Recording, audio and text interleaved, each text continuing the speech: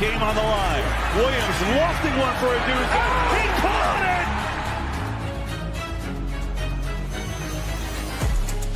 it! You're listening to the world's #1 football podcast. Now, here are your hosts, Ben Hansen, Matt Hartman, and Ryan Matthews.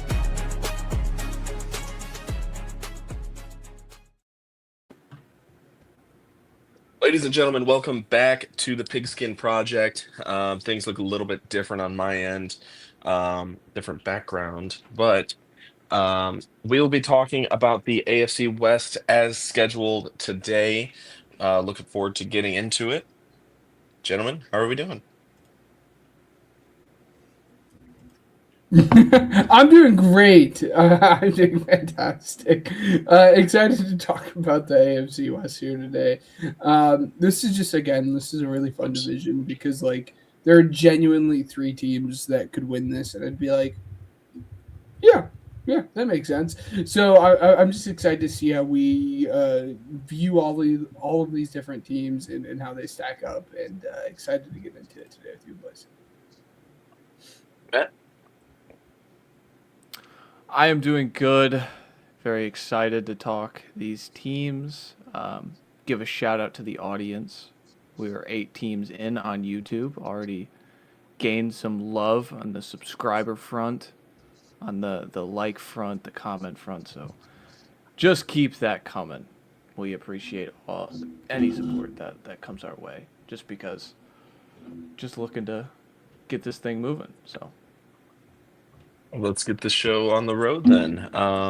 Wherever you guys want to start, let's do it. I feel like let's get the easy team out of the way, right? I teased it when I said there are 3 teams that could win this division, and I don't want to pick on the Raiders, but the Raiders were not a part of one of those 3 teams that I think can win this division. So let's go ahead and knock the Raiders out here first. All right, let's get into the Raiders. That's a great call. Last year, 3-14, they were bottom 3 in both of the metrics on offense. The offensive line, 22nd in both, ironically. Their defense was pretty mid, but not mid bad, just middle of the pack. A lot of metrics in that 15 to 20 range. Kirk Cousins, who is going to mainly be their quarterback this offseason, or this upcoming season, ranked kind of where you'd think Kirk Cousins would rank in those metrics, kind of just in a below average tier, not too much, pretty good success rate, obviously, because he's not going to really push the ball down the field too much, but their big offseason additions were swapping out the coaches, getting better coaches likely in there, in Clint Kubiak. Andrew Janocko follows him over from Seattle, who used to be the quarterback's coach for the Saints. So some familiarity for me on Janocko's past. And then Rob Leonard stayed around. He got a promotion after Patrick Graham left for Pittsburgh. They kept Malcolm Kuntz again on a 1-year contract. Eric Stokes surprisingly had a really, really solid year. So 3 for 30. Again, cornerback coverage is volatile year to year, as I say every time, but he had a great season to warrant $10 million, so I'm entertained to see if he can build off of it, because he was surprisingly really, really good last year. And then they brought back Jordan Meredith, who is someone who has played a lot of football for them, likely pushed down, but swing guard, $3.5 million. Their big free agency signing was signing Tyler Linderbaum for $27 million. Guard can make. So, again, Tyler Linderbaum making $27 million. It's more than any guard, more than any center. And he's probably the 7th or 8th best interior offensive lineman. But again, you have to overpay when these guys hit free agency, and they did. Kwity Paye, 3 for 48. Again, I'll bucket all these guys. Kwity Paye, Quay Walker, Nakobe Dean are all being paid as guys who there's still a ceiling to hit in them, not what they've been paid, what they've kind of shown so far, in my opinion. We'll see if any of those guys kind of hit that level. Similar to Jalen Nailor, too. Yeah, I think Jalen Nailor is someone that is going to get a bigger step up in role. And then Spencer Burford projects as a left guard, $3 million off the scrap heap. So again, he's someone that will compete for that starting job.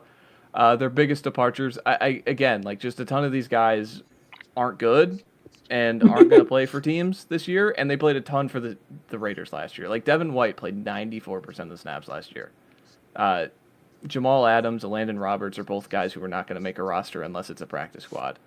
Stone Forsythe and Dylan Parham are both like depth signings for each of those teams, Carolina and the Jets. And even like Tyler Lockett got major snaps when he's joined this team from the Titans. The Titans just cut him outright, and he had a role for the Raiders. Like that's how bad this was last year. Obviously, they get the number 1 overall pick. They get Fernando Mendoza. But the thing about drafting the quarterback number 1 overall is now you don't get the opportunity to draft someone in the top of the draft, like a good tackle or a good running back, like, you know, whoever. But they also brought in Traden Stukes, Kieran Crawford, Trey Zune, and then Jermon McCoy, probably the steal of the draft by most people, just because you think about his injury history. They're willing to take the risk because, again, they don't have many good players. That was my biggest question, is where are the good players? Without saying Bowers, how many can you name? This is a fun exercise to just do with all these teams that I go through each year. I can't find many good players outside of Bowers. Like I said, Stokes. Well, I feel like a lot of those fun players or good players were probably players that they added through free agency, right? Like Tyler Linderbaum's a good player. Quay Walker is a good player. Nakobe Dean is a good player. But like Max Crosby, good. But to your point, there's still, even with those guys, like there's still a lot of guys where you're just like, yikes. There's still a lot of different holes in this roster here. Let me rephrase that. Who's going to be a value on a scale deal while Fernando Mendoza is on a rookie scale deal? Like, because you're paying those guys market value. You're paying, like, you're overpaying Linderbaum to be like a good plus center. And it's like, it's just, again, that's the part of this that I think I went through it like with, again, this isn't going to be me just like crapping all over the Genty pick, but like go look at the guys drafted 7 through 10 and come back to me and be like, yeah, it's a great Genty pick, man. Like this team could kill for Kelvin Banks right now. And so that's the part where it's like, like this team is in stage 0, and like they're dropping a quarterback into a place where I just, it's gutterless. Yeah, I mean, looking at this roster, I'll tell you, I mean, when free agency was going on, I did think that the pieces that they were signing in terms of their defense was at least starting caliber, to where they're at least getting these upgrades on defense, and I think that it's good. These are valuable players, for example, that played for the Packers last year, and they had a pretty decent defense as well. So, I think to continue building on what they had, or have rather, they have the right idea. I mean, they traded Max Crosby. I mean, everybody knows how that went down. And not to, blow up on the next question there, but I think that the front office at least has a bright idea as far as what they're going to do for the long term and building around Fernando Mendoza long term. So with that, I mean, this isn't by any means a win now roster, and I don't think they're trying to be yet. But looking at the additions that they had, the price tag for a couple of them, like you said, on Linderbaum, might be a little questionable given the current state of the team. However, I think that they were in a couple games that they shouldn't have been last year. And with that being said, I mean, getting these upgrades where you can is very valuable at a certain point in the rebuild that they're at. Something else that I'd like to hit on is just their coaching additions. I mean, I was very happy with what they did with the offensive side of the ball. And so, I'm not entirely sure about Rob Leonard and promoting him from within. We'll see how that goes in the future. But regardless, I think that he's got some good pieces to work with on the defense, whether or not they keep Crosby or not. But I'm sure we'll talk about that here in a bit. Yeah, I mean, I think Crosby's probably their most valuable asset that they can theoretically trade. It's just Yeah. how valuable is that asset now that a team literally said no, like his medicals are so bad, we can't take it. I'm interested to see like that question if he's on the roster 1 year from now when we're talking about going into training camp next year. Is he still a Raider? This guy has been very vocal, like about wanting to be a Raider. And I think if, again, back to the first point, like if you don't have many good players, you can't be in like a race to just get rid of them unless there is value meeting the front, which is like a first round pick. And I don't know if anybody's offering a first round pick at this point, just because that is a scary knee injury to talk about, and the tread on his tires. He's turning 30 soon. So, and then the last one, talking about Mendoza.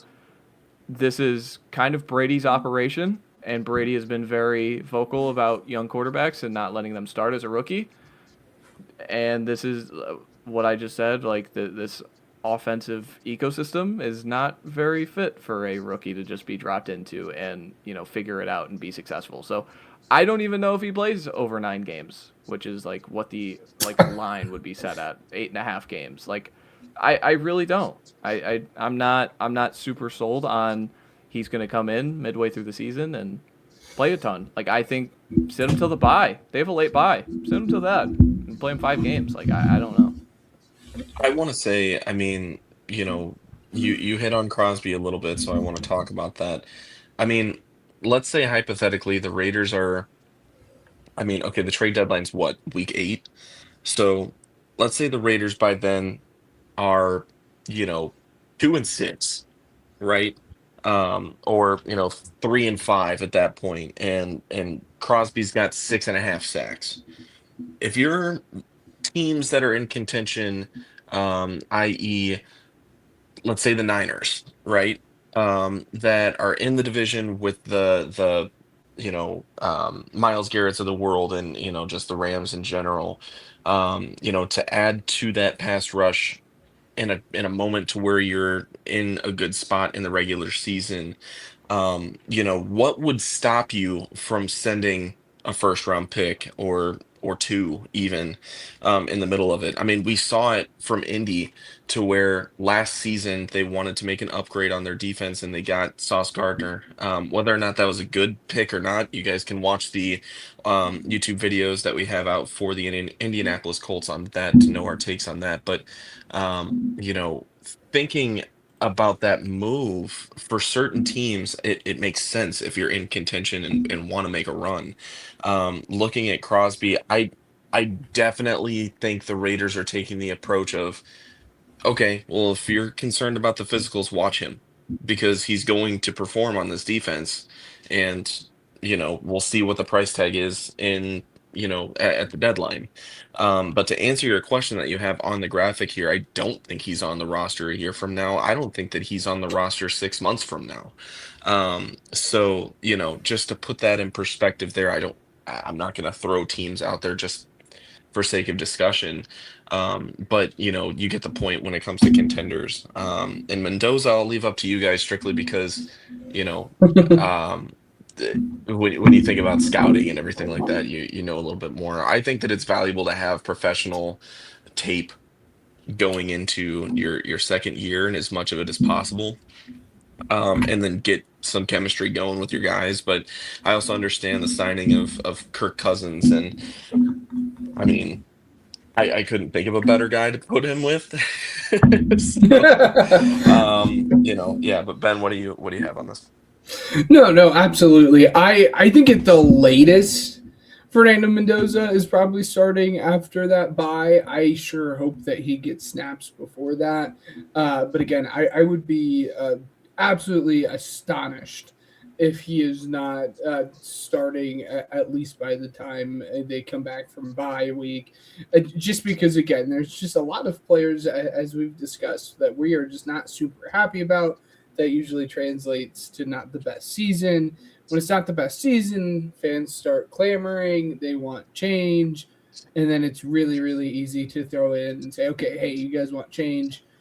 Here is our first overall quarterback that we just drafted.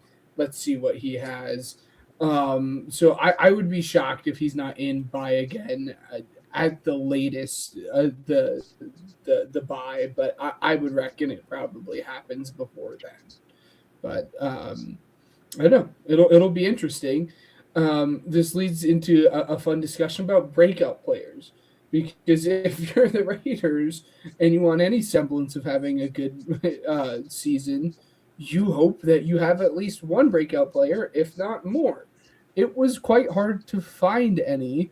For me, again, if you guys know anything about me, you guys have followed the podcast. I was absolutely enthralled with Tonka Hemingway out of South Carolina. I think it would have been last year or 2 years ago. There's not a whole lot of guys in front of him, as we've discussed. This roster just doesn't have that. And he really turned it on near the end of the season. So I think by the end of the season, he'll be getting majority of those defensive end splits because they run a 3-4 system there. And I'll be excited to see what he can do. But Tonka Hemingway is my breakout player for this team. Yeah, I'm going to pick Naylor. Yeah. I think there's pretty easily they just slotted him in with a role, and you think about the guys that are in contention. Like I can't project a role for Jack Besh at this point in time. I can't project anything other than like vertical spacer and Dante Thornton and even Trey Tucker to that point. Like there's only one guy in this receiver room outside of Bowers that I think I can project a role for. And it's the guy they paid in free agency. So I'm going to go Jalen Naylor, even if it is kind of a cop-out because he's not like a young rookie scale deal guy, but that felt pretty easy to me. Yep. Yeah, I don't really have one, to be flat out honest with you, just because I'm not very invested at all in this team. But looking at this graphics and just kind of reminding myself what they did this offseason, I'm going to go with Stooks. Yeah, it'll be interesting. He was a guy that whoever his PR team was for the draft did a very, very good job of really hyping him up. I know Matt liked him significantly more than I did, but he'll be fun and he should have a role on this roster. So. Yeah, fluid, intelligent mover. He's an older player. He doesn't have much competition to become the nickel right away. Yeah, it makes a ton of sense. So, should we get into the schedule? Yeah. All right. Let's see. How did the Raiders graphic design team do? Let's take The AFC South here. passed. I'm just saying. Ooh. Let's go. Okay, it's good. It's good. It's good. All right, so they have major odds to go over 5.5 wins this year, minus 146, under at plus 120. They're 20-1 to win the division. Obviously, we kind of touched on that. And 13th in the conference, only the Browns, Jets, Dolphins are behind them. And then the Super Bowl, similar, those teams, plus I think, who was the NFC team? The Cardinals. Is it Cardinals? So, those are the only teams, 150-1. Don't think many people are going to be taking the Raiders to win the Super Bowl. But let's get into the Hey, not many people are taking the Hoosiers to win the national championship. At least they had a semblance of making the playoffs the year before. Like, I 3 know. games. I'll start with mine. I had... Let's see here. Let's bring it up. I had them beating the Dolphins, losing to the Chargers, beating the Saints, and losing to the Chiefs, starting 2-2. Ooh, beating the Saints. That's fun. Yeah, I had them beating the Dolphins and then losing next week to the Chargers, Saints, and Chiefs, starting out 1-3 here. Yeah, I had them beating Miami, losing to LA, Yeah, beating the Saints and then losing to the Chiefs. So 2-2 right there with Matt. I have them losing these next 4 in a row. Losing to the Patriots, losing to the Bills, losing to the Rams, losing to the Jets on the road. Yes, I actually had them beating the Bills. This loops back around to the Bills schedule. Sometimes you just have to you can't go chalk everywhere, and this just seemed like a fun one to just kind of lob in there. It's not a whole lot of rhyme or reason. It's more so there will be upsets in the season, and this would just be a fun one to follow. But all the other games in this stretch, they're losing. So again, losing to the Chiefs, losing to the Patriots, beating the Bills, and then losing to the Rams here, starting out 2-6. I have them losing to the Patriots, Bills, and Rams, and then beating the Jets. So they will be 3-5. 3-5. I then have them starting at week 9, losing to the Niners, losing to the Seahawks, losing to the Broncos, a little 7-game skid for them, and then beating the Browns going into the bye. Yeah, I greatly messed up my schedule here. I have them losing to the Jets, by the way. I don't know what I did here, guys. I have them losing to the Niners, losing to the Seahawks, losing to the Broncos, and beating the Browns. So they are 1, 2, 3. They are 3-9. And then I have them losing the first 3 and then beating the Browns as well. I have them 4-8. All right, let's go through these final 5. I have them beating the Chargers, losing to the Broncos again, beating the Titans, and then losing the last 2 to the Cardinals, and the Chiefs finishing 5-12, 2-game improvement from last season. Nice. I have them beating the Chargers, or losing to the Chargers, beating the Broncos, and then losing the last 3 to the Titans, Cardinals, and Chiefs, finishing the season at 4-13. Again, not a whole lot of excitement, but again, we're gonna say we knew the Raiders were bad, so it's all right. I will have them lose to the Chargers, lose to the Broncos, lose to the Titans, beat the Cardinals, and then beat the Chiefs in a Week 18 win. And so they will finish 6-11 on the season. Hey, there you go. All right, so we have them all in descending order. Ryan at the top has them at 6 wins. I have them at 5. Ben has them at 4.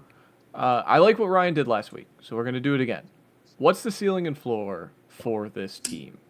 I will go first. The floor is getting the number 1 pick again. I think the floor is being the worst team in football again. I shouldn't say it so facetiously. I think the defense is still going to be good. Just because, they were fine last year, and they're getting better players, even if I, said the Nakobe Dean and Quay Walker, that's still more of a theory. Those guys are better than Devin White and Jamal Adams and Landon Roberts. So, they're still going to be good on that side of the ball.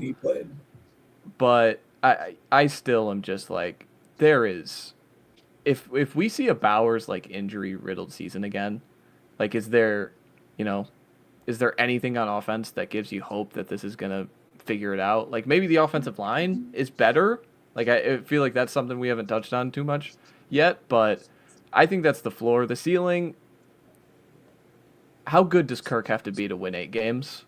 That's kind of where I'm at. I think if he's awesome, but again, the schedule, I think the schedule limits them from ever getting that close, so I would say 7 wins. It's funny because I would argue that the ceiling, I am in the different side of that, right? I've seen enough of Kirk Cousins at this point. He inspires no confidence in me. For me, if you were the Raiders, I think that ceiling consists of Fernando Mendoza and him just kind of hitting the ground running when he comes into the league. But again, I'm right there with you in terms of the number of games. Right, you could very well have the first overall pick and your problems are solved, or I don't say solved, but getting much closer in terms of being able to get one of the better tackles or Jeremiah Smith, or you can win like 7 games as your ceiling. So I'm right there with you. We're just accomplishing that ceiling in a bit of a different way. Yeah, I mean, so I had them at 6 wins. I'm thinking probably 8, and it all just depends on, to me, I know I said that Max Crosby's getting traded by the deadline, and it depends on where they decide to go and what decision they make with that. Because after that week 8, um, you know, deadline, I would assume, they can pull out a game against the Chargers or the Broncos, in my opinion. And it's just because they've kept them close in previous years, and this is a better team than what we've seen in the last 2 years. And so, I'm of the mentality of you can keep it close and be able to win. Geno Smith was not a good quarterback last year. And so the Really? bar is very low. And I know what you guys are saying about Kirk Cousins. I'm not sitting here saying that he's the second coming of Jesus Christ, but what I will tell you is he's certainly an upgrade from Geno Smith, whether it's a massive one or not.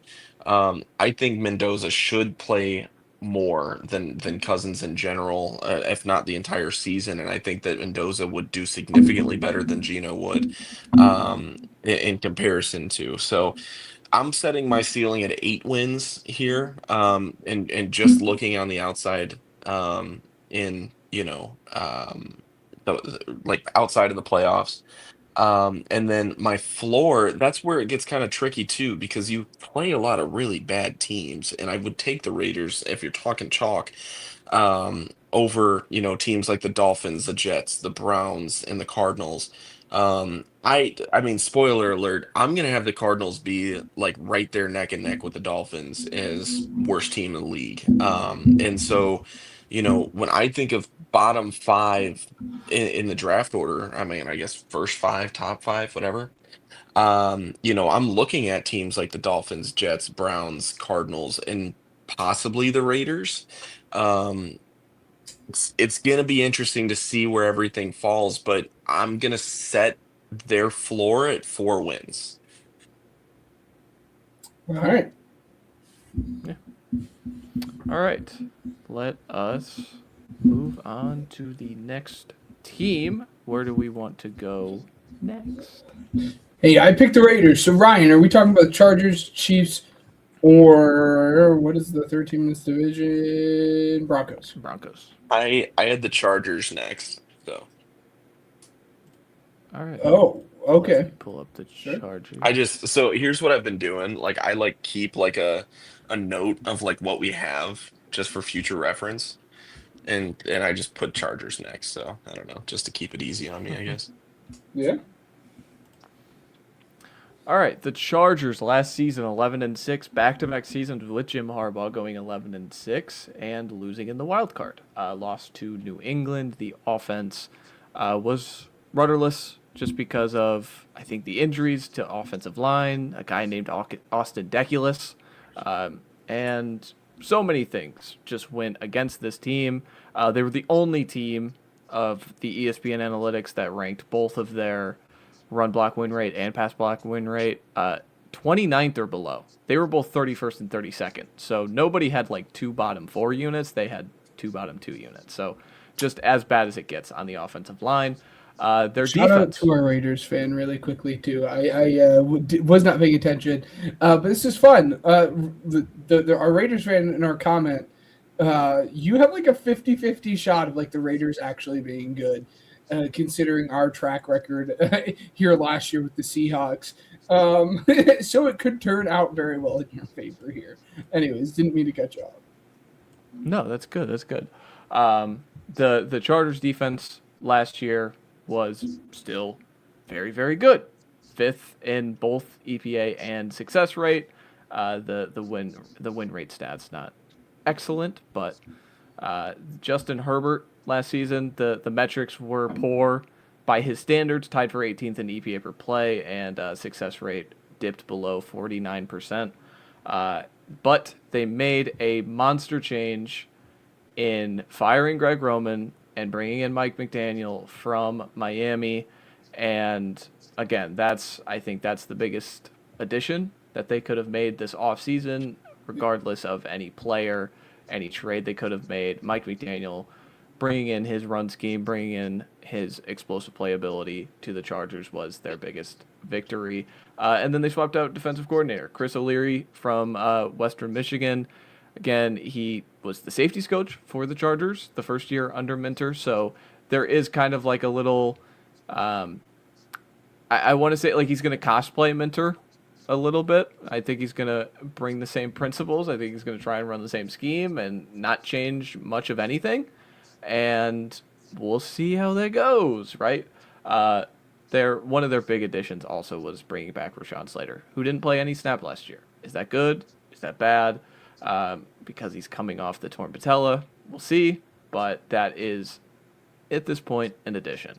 They brought back Derwin James on a market value extension, brought back Khalil Mack once again, Taylor Tart, Trey Pipkins as a swing tackle, Denzel Perriman, and Tony Jefferson. Somehow, still starters on this defense, man. Don't understand it. Free agency, they brought in Tyler Biadasz from the Commanders, Charlie Kohler, Cole Strange, Keaton Mitchell, just tons and tons of useful players to beef up this run game. And little David Njoku signing a few weeks ago for $3 million. Their free agency main departure was Odafe Owe to Washington. They could have matched. They have $45 million in cap space. They decided not to. Zion Johnson goes to the Cleveland. Mekhi Becton, Keenan Allen, kind of addition by subtraction with me. And Deshaun Hant goes to Atlanta. Their draft. Again, I don't have many takes on this draft. It's just a draft to me. Like Akeem Mesidor slides into where Odafe Owe will play. Even if I'm lower on him as a prospect, it's very easy to see where he slots into this edge room. Jake Slaughter is a center primarily, only played center at Florida. He's going to play guard for this team, so we'll see how that goes. He's never played guard before. Brennan Thompson was someone was a fan of a lot, just because of his deep threat and speed. Travis Burke was a pretty athletic tackle out of Memphis, and Genesis Smith, someone who can dethrone the ageless wonder Tony Jefferson in the safety room.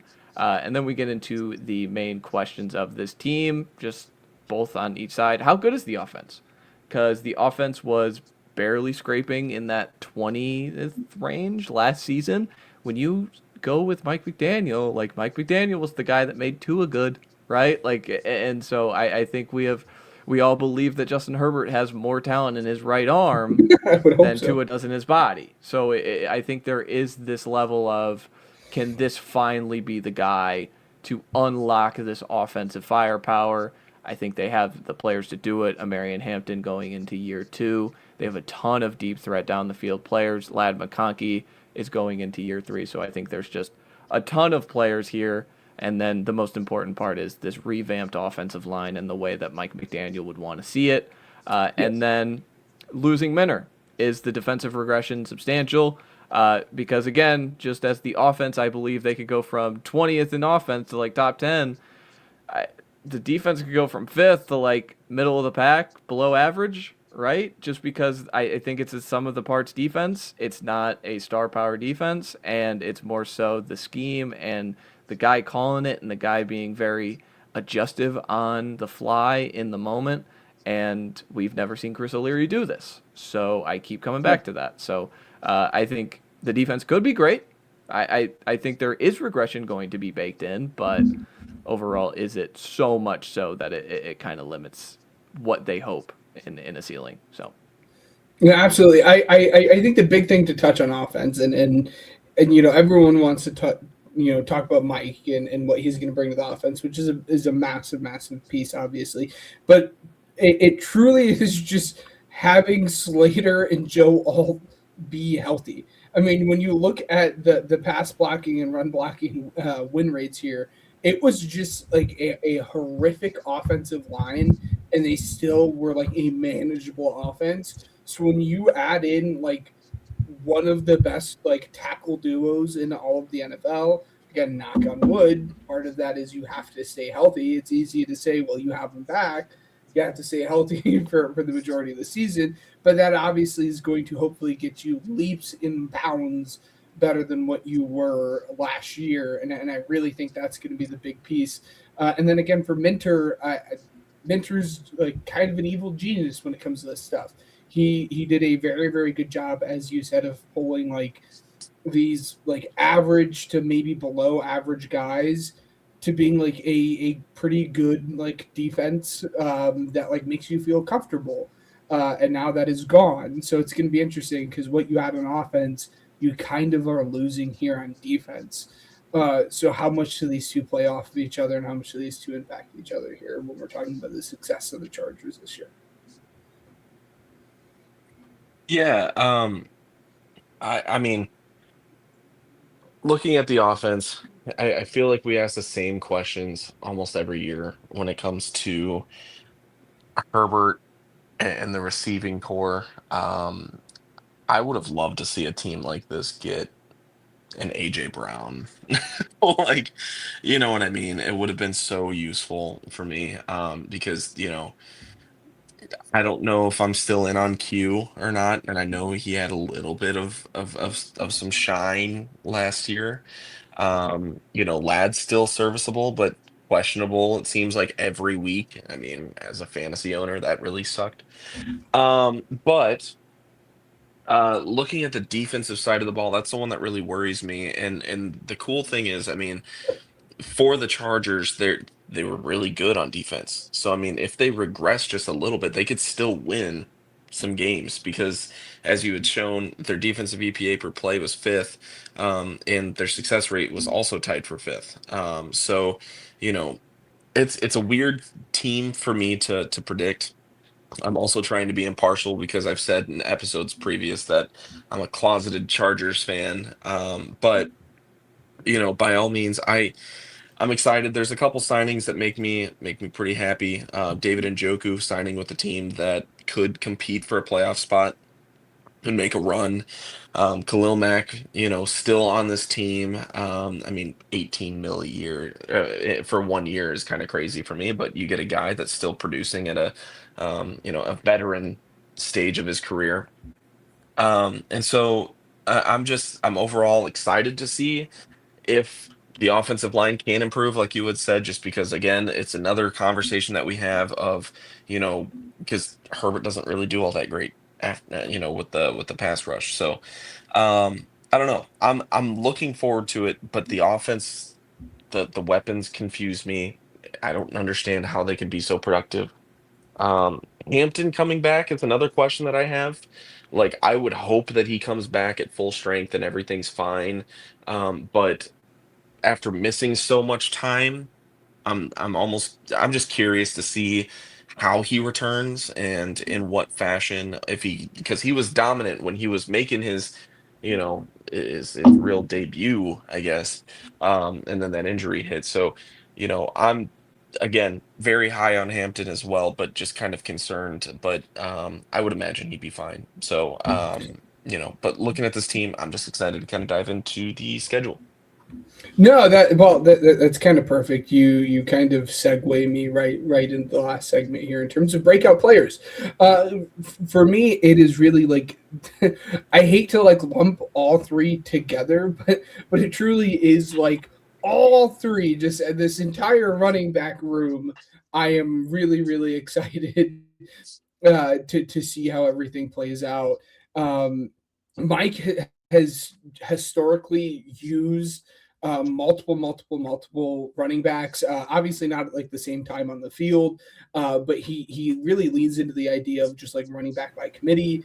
Over the years, he at like his running back two averages somewhere between like 35 and 45% of the snap share. So someone like Keaton Mitchell, who we have all been waiting, it feels like forever to break out, if it can stay healthy, actually has a chance to do that. Amari and Hampton, again, we all liked him coming out of the draft. We saw what he can be. Again, it's just a matter of can you stay healthy as well. And then even Vidal, he's a fun, serviceable guy. And again, he's going to be able to get some touches just in the way this offense operates here. So everyone in this running back room really is kind of on my breakout watch here just because it's a really good system to be able to rotate these running backs in and out. Yeah, I was I'm with just you. I had Keaton Mitchell as mine as well. Yes. Like I think that when this Dolphins team was at its best, like when his offenses were really humming in that 2023 season, he had a Raheem Mostert to a Devon Achane. So like there is Yeah. this level of wanting to spell with speed, with explosiveness, and I think again, if he just pops a few runs here and there, like he's gonna be on his way to like 750 yards at the rate that I think he could get some carries in this offense. So Yeah. Yeah, I'm gonna have a candidate for oldest breakout player. I'm really high on David Njoku. I've thought that, you know, I really think that Herbert with a great tight end target like Njoku can really make some noise, and Njoku kind of flies under the radar because he played for such an awful team for majority of his career. So, with that being said, I think that for $3 million, they're going to get a lot of production from a veteran guy that's going to make a lot of noise, score a lot of touchdowns. I'm excited about that one for sure. And I'm also just a sucker for David Njoku. So again, some bias showing, sure, but Yeah. it is what it is. all right, let's Nice. get on to the schedule. So they do great with schedule release, but do they do good with schedule graphic design? Yeah. Okay. All right. I like Okay. it. Good stuff. I hate that it's down and not across like a book. Like I wish it was across like a Oh, book and not down. Like here we are like judging their graphic design teams of NFL. But anyways, if you you've want to got a get point into though. stats here, Matt, in our odds for all of this. Yeah, they have it like again. I cropped out the player because the player was Dan Henley, and I don't want to see Dan Henley after Whoa, last year. whoa! What's wrong with Dan Henley? He was very bad last year, and I thought he was going to be good. Like so, like that's But the odds over 9.5 minus 140 under 9.5 plus money. They're second in divisional odds, fifth in the conference, eighth for the Super Bowl. So keep an eye on that. This is going to be the Chargers Super Bowl year. Eighth is crazy to me. But let us start. I will start it off once again. Let me pull it up. I know I have them winning their first two games against the Cardinals and the Raiders, losing to the Bills and beating the Seahawks, starting 3-1. Nice. Yeah, I have them starting 3-1 as well. Again, beating the Cardinals, Raiders, and Bills, and then losing to the Seahawks. I have them beating the Cardinals, beating the Raiders, losing to the Bills, losing to the Seahawks, 2-2. I then have them beating the Broncos, losing to the Chiefs, going into the bye, and I'll just losing both to the Rams and the Texans. Ooh, threw me for a loop there with the way you did that. Wait, hold on a minute. So Yeah, he went one top. It threw me off here because of the bye. so you Anyways, have them winning one out of the next four? Mhm. Yeah, okay. All right. Just checking. I have them flip flopping here. I have them beating the Broncos, losing to the Chiefs, beating the Rams. Even though it says away, it's at home, and then beating the Texans. 2-2? I'm sorry, guys. I was catching up with Matt. Yes, yeah. 2-2. So I have them starting out 5-3. 5-3. Okay. I have them beating the Broncos, losing to the Chiefs, losing to the Rams, losing to the Texans. So they are 3-5 to start going into the second half. Yeah. Mm. I have them coming out of that stretch. I'm going to go to the Raiders until the Raiders game. Is that good? Yeah. Yep. Beating the Ravens in the non-Har Bowl anymore. Beating the Jets, losing to the Patriots, beating the Buccaneers, and losing to the Raiders. Nice. I'll make it nice and easy. I have them losing to the Ravens and then winning the next 4 to the Jets, Patriots, Bucks, and Raiders. So I have them at 9-4. Okay, I will have them lose to the Ravens, beat the Jets, beat the Patriots, uh, beat the Buccaneers, and beat the Raiders. So 4-1 in that stretch. So that puts me at 7-6 with Matt. I'm going to have them rattle off 3 straight. Win against the Niners, the Dolphins, and the Chiefs at home, and then split with the Broncos in Week 18, finishing a cool 10-7. Okay. Nice. I have them flip-flopping here again.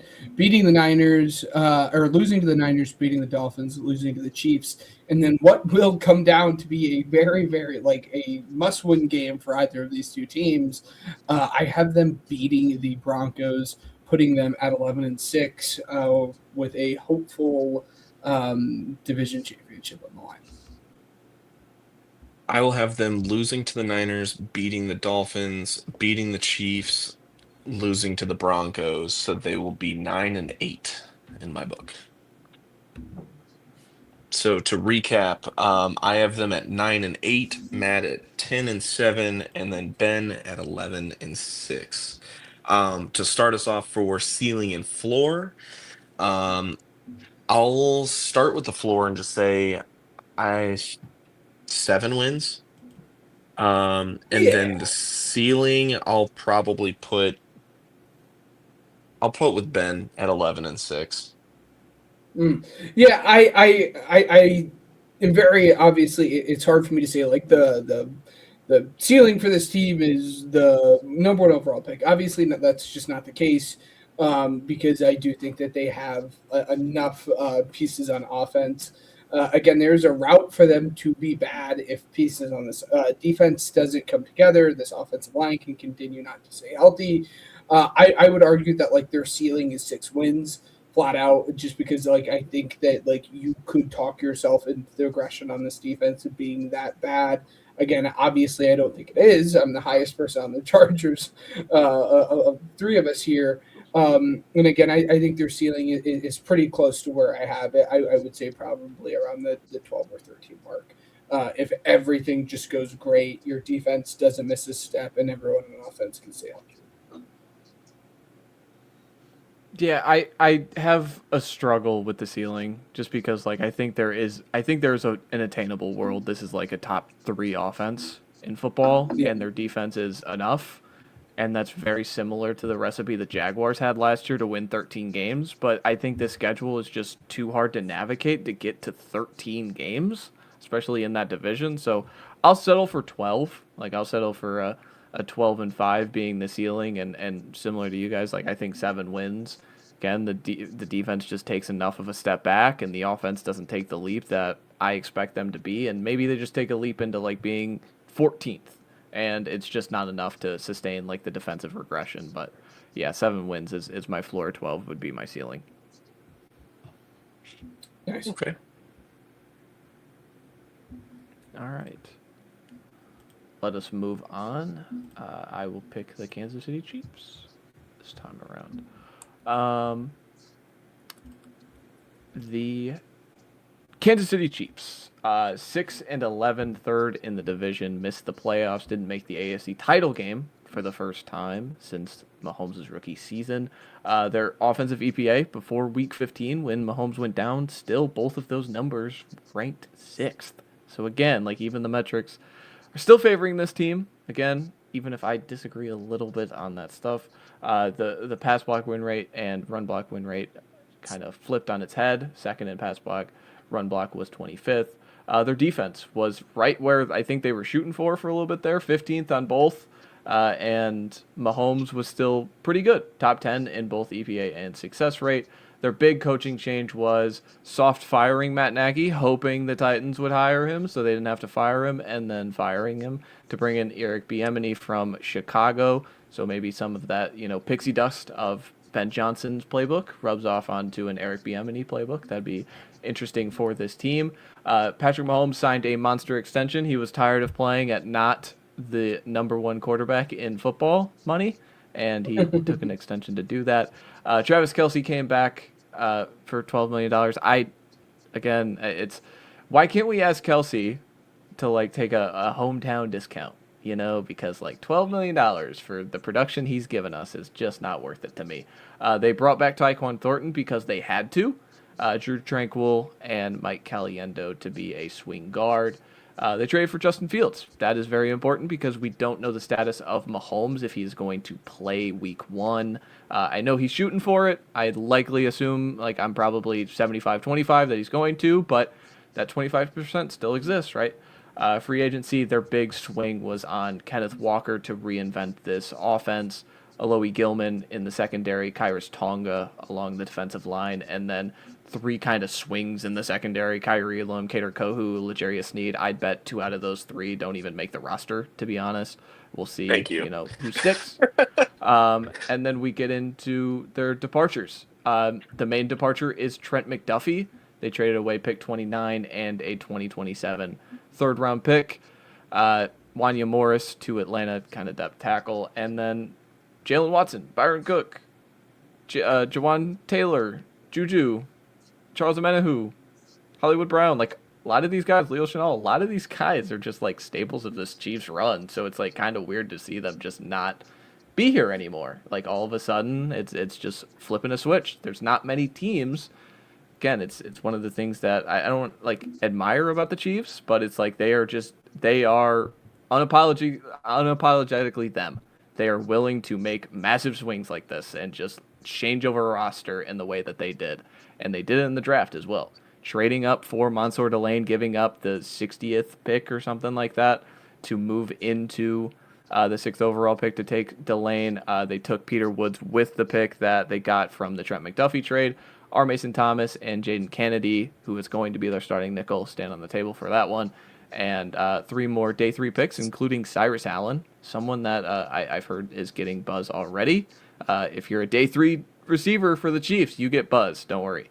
And then the big questions, it's Kenneth Walker. Circle Kenneth Walker. Does he truly change the lives of Kansas City fans and the Kansas City organization? This is a team, you've heard it on every podcast. If you listen to the NFL, you listen to the Chiefs. The Chiefs are rudderless in the run game. They are great at picking up 4 yards, but they don't pick up anything more. And so they just want a guy who, again, maybe Kenneth Walker goes backwards time to time, but at least there's an opportunity he hits a home run and he gets a 40-yard touchdown. Those other 2 guys, Kareem Hunt and Isaiah Pacheco, had no chance of that happening. So that is a big addition. How big is it? That's kind of what the swing they're taking. And then the second one, defensive reinvention. Something they did in the 2022 season to win the Super Bowl. Taking a Trent McDuffie, who they just traded. George Karlaftis, Nick Bolton took another step in that season. They got Jalen Watson in the 2022 draft. It's very similar to that reinvention where they are just swinging on guys in the draft, trying to figure out if these guys can figure it out, and that kind of keeps the Super Bowl window open. And then the final question, this is where I just kind of had some fun with it, where it's just going through it. It's are they still a top 5 team in the AFC? This is going to be a bad analogy, but I'm going to bring it up. It's this past season is kind of like UFC and how there's interim champions, right? The Patriots are the interim AFC champion, right? The Chiefs are still the champ. Someone's got to beat the Chiefs for me to believe that someone has really taken over this conference, right? I still believe that to be the case, and so I'm entertained to see if this reinvention on the defense, this reinvestment into the run game and offensive play calling, does that continue to churn out a team that can compete? Like, we'll see. I don't know. I'll But I'll that is start the biggest us. I'll start us off after Matt. Yeah, I just want to say this whole interim champ thing, man. We had one good year of the playoffs to where it was just fully, like all the way through, so much fun. And ironically enough, the Patriots of all teams make it to the Super Bowl, where, in majority of our lives, we've only seen the Patriots and Chiefs go to the Super Bowl. Now, looking at this team, I see a lot of departures that were pretty important. And if you throw it back to our draft conversation, some of us should remember I was not very happy with this Chiefs draft at all. It didn't move me at all. Looking at, the Kenneth Walker signing, that I think should prove to be very good on this team. I will definitely tip my hat to that. That's a very good move. But then you gotta look at like all the different moves around this team, and it's not looking great. I'm not a fan of it. And I mean, to the surprise of nobody, right? It's the Chiefs, and the whole story with me and the Chiefs in this podcast. Everybody should know by now I'm not a Chiefs guy. Um, but looking at it from like, I mean, an analytic point of view, what is there to like right now? It's kind of an ugly point in the team. I understand that Patrick Mahomes is still a top three quarterback in the league, and arguably the best quarterback still, depending on who you ask. So, you know, I'm not necessarily willing to just throw my hat in and just be like, I'm done. You know what I mean? Just this team isn't good. They could still squeeze out wins because of their quarterback, but my God, is the supporting cast getting uglier and uglier as time moves on. I'm just not a fan of it. And I mean, if I'm in the minority, I'm cool with it, but that's where I stand currently. Yeah, Ben.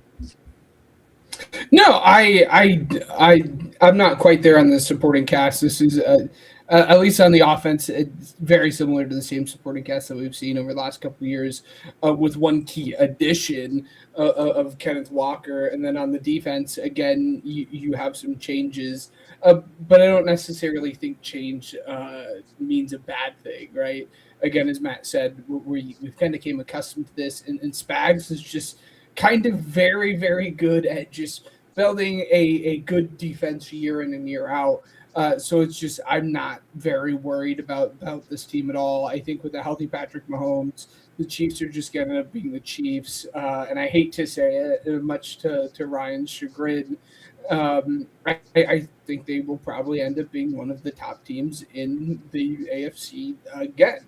And again, I could be wrong, but I don't see why they wouldn't be, because again, there's a lot of similarities to this team compared to what they've been over the past couple of years when they have been very good.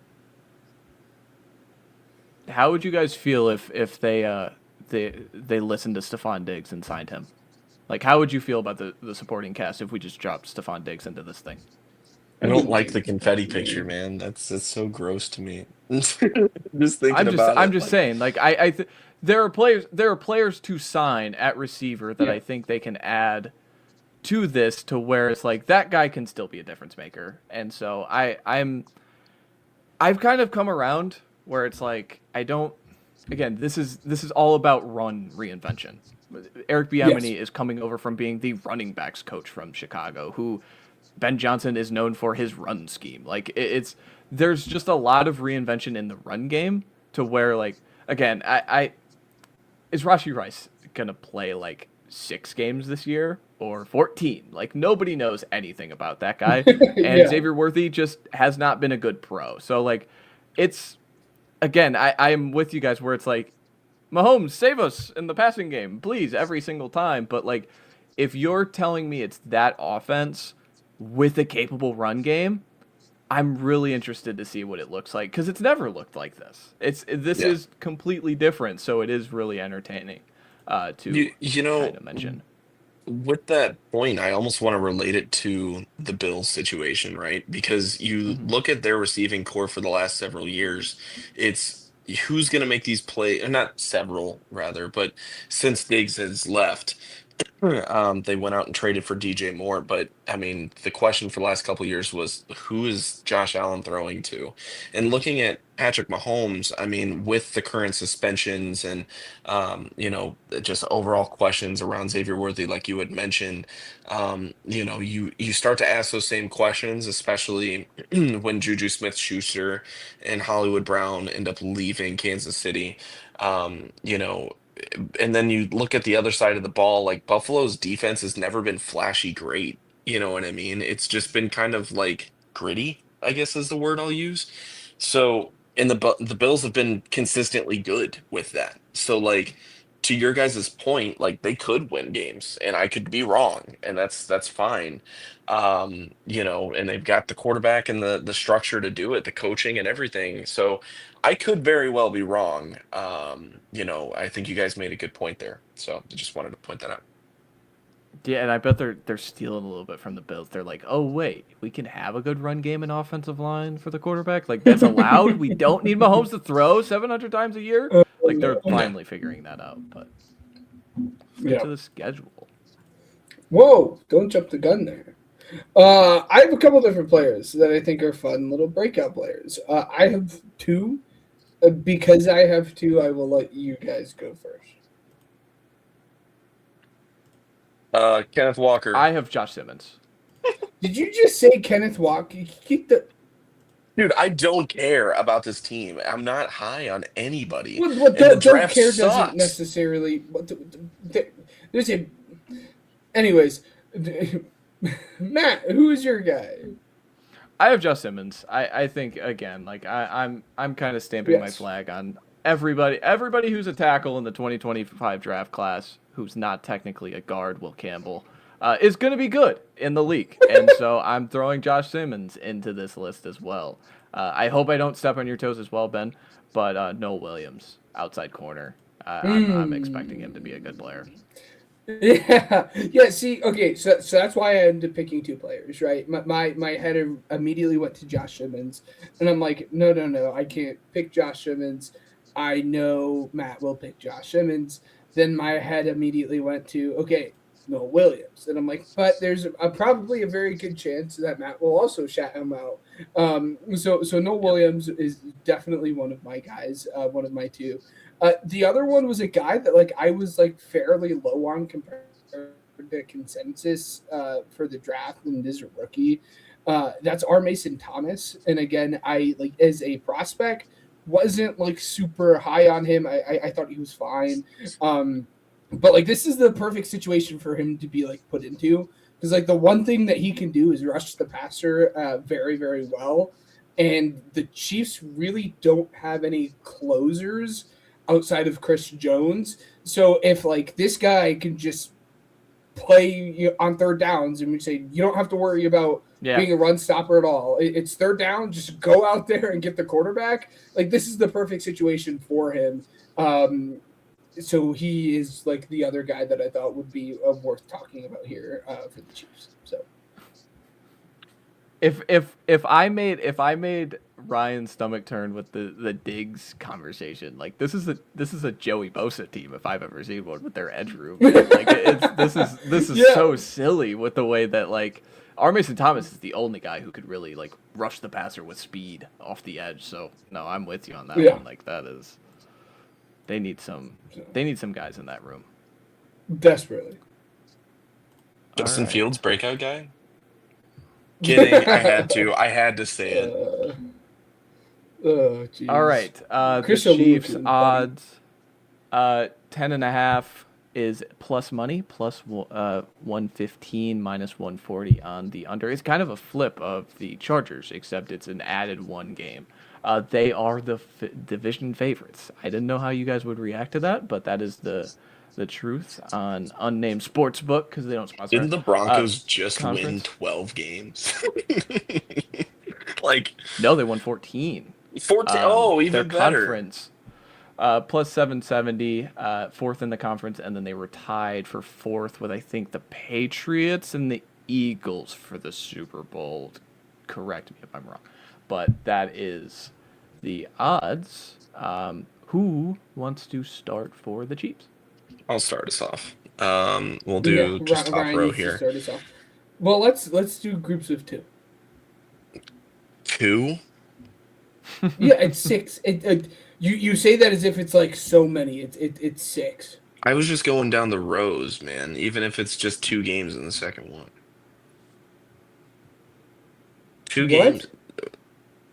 We're going Going 3 across. games. It's across. So let's do 2 rows. 2 Yeah. rows. I thought you said 2 Yeah. games. I'm like, No, what? no. Okay, That- sorry.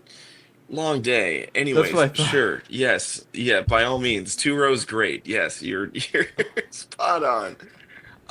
They will lose to the Broncos, beat the Colts, beat the Dolphins, beat the Raiders, and then beat the Chargers coming out of the bye. So they will start 4-1 for me. Yeah, I have the exact same. If you need a repeat, lost to the Broncos on Monday Night Football, beat the Colts, beat the Dolphins, beat the Raiders, win the bye, beat the Chargers. Yeah, I'll make it easy. They're just going to win their first 5, and Ryan's going to pull out his hair, and he's going to be like, I can't believe we're having another season of this all over again. So I have them starting out 5-0. I will have them lose to the Seahawks, lose to the Broncos, beat the Jets, beat the Falcons, beat the Cardinals, lose to the Bills. So 3-3 in that stretch. They are 7-4. I have them losing to the Seahawks, beating the Broncos, beating the Jets, beating the Falcons, beating the Cardinals, losing to the Bills on Thursday night. Nice. I 4 have them. games there, Matt? What's up? 4 wins there? Yes. Okay. Sorry, Ben, go ahead.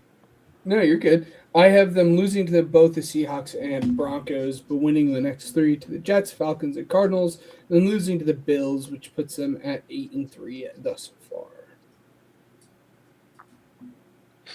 And then I have them losing to the Rams, losing to the Bengals, losing to the Patriots, losing to the Niners, losing to the Chargers.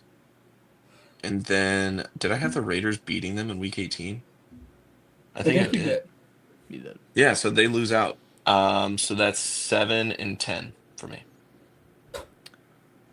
I have them losing to the Rams, beating the Bengals, losing the next 3 to the Patriots, the Niners, and the Chargers, and then beating the Raiders, finishing at a 10-7 record, tied with the Chargers. They'll get the tiebreaker because of divisional record, but yeah. Oh, okay. So I have them losing to both the Rams and Bengals, beating the Patriots, losing to the Niners, and then winning the last 2 against the Chargers and Raiders, having them tied with the Chargers, 11-6. But because they beat the Chargers twice, they will, so far at least, be the leader in the clubhouse for this division here. Which this kind of perfectly leads us into the next thing here. Ceiling for this team. Ryan, plug your ears. It's winning the Super Bowl. And like I hate it just being that easy, but like Okay. it simply is just that easy when it's Patrick Mahomes. We've seen it numerous times at this point.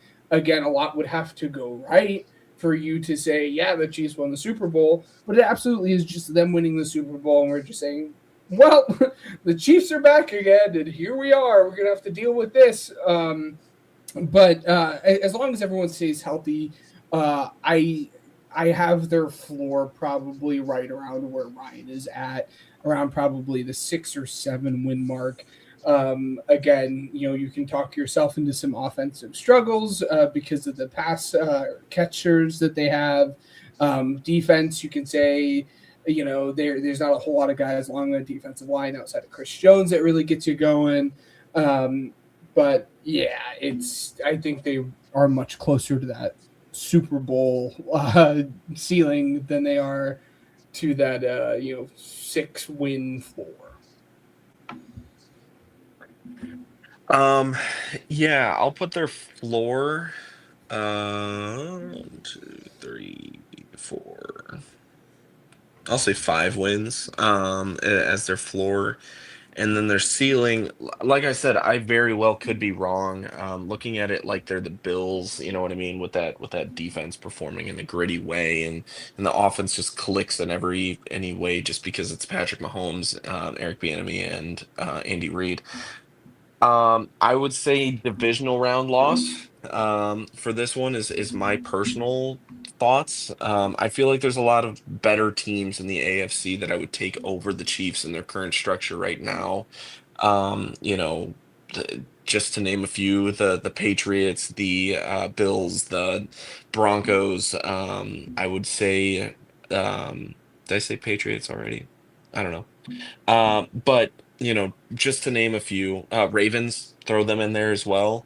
These are teams I believe are better, well-rounded teams that I think could beat them. So, yeah, divisional round ceiling for me. Yeah, I think the floor. I'll say 7. Like I think the floor is 7 games. I think that's really hard. I'm gonna bump it up. It's 8. Like I'm sorry. It's just there's so much moving to this, but again, like the infrastructure, I do trust. Their ceiling. I'm not gonna be where Ben is winning the Super Bowl.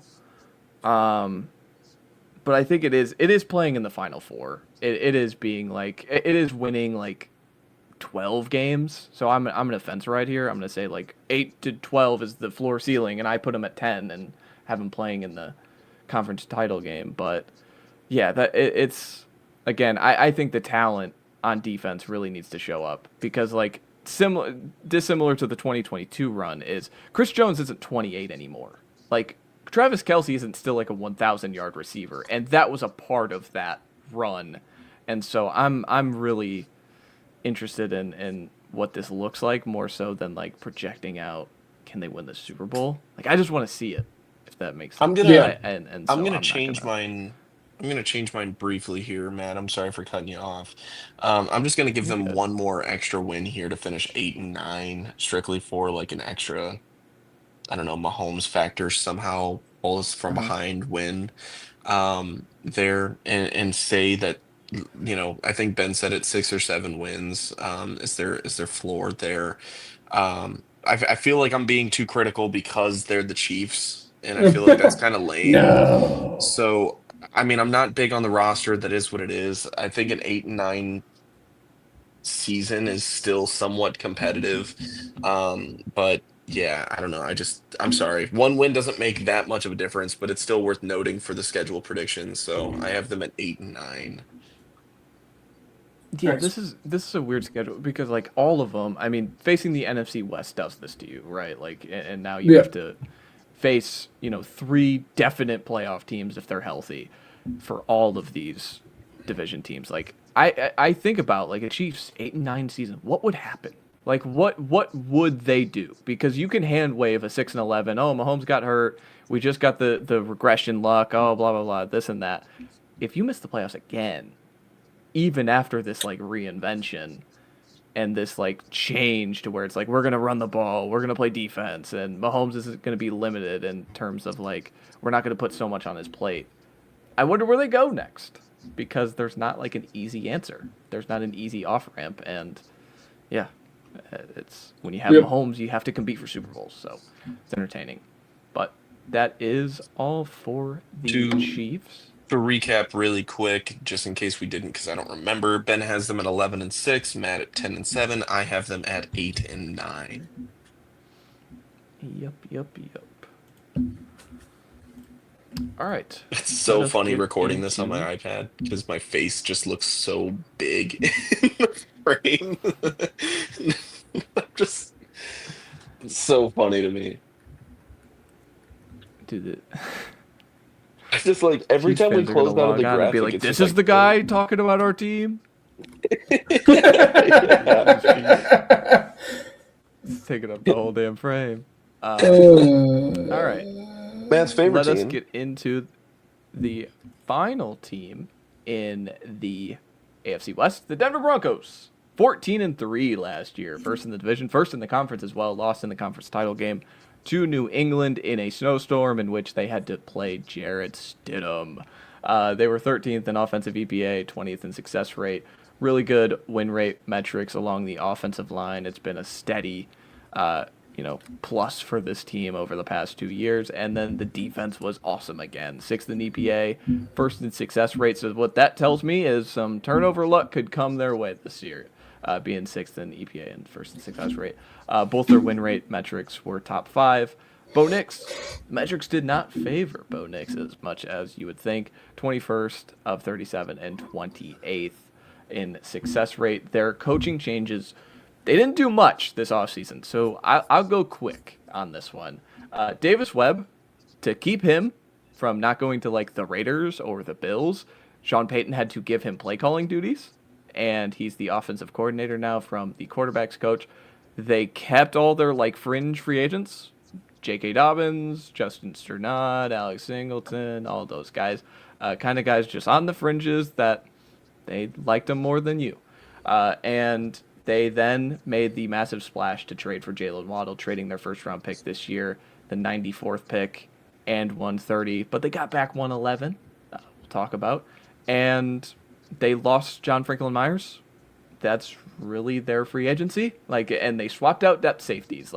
P.J. Locke is out, Tyson Anderson in from Cincinnati. Yep. And Drake Greenlaw, not really much of a minus for them. Didn't play a lot, and when he did, wasn't really good. Go back to where Fred Warner is, buddy, and you'll play well. I think that's kind of his thought process. And then their draft. Didn't have a draft pick until the 3rd round. Tyler Unyedem from Texas A&M, Jonah Coleman, and Cage Casey in round 4. Cage Casey is the pick they got in the Waddle deal back.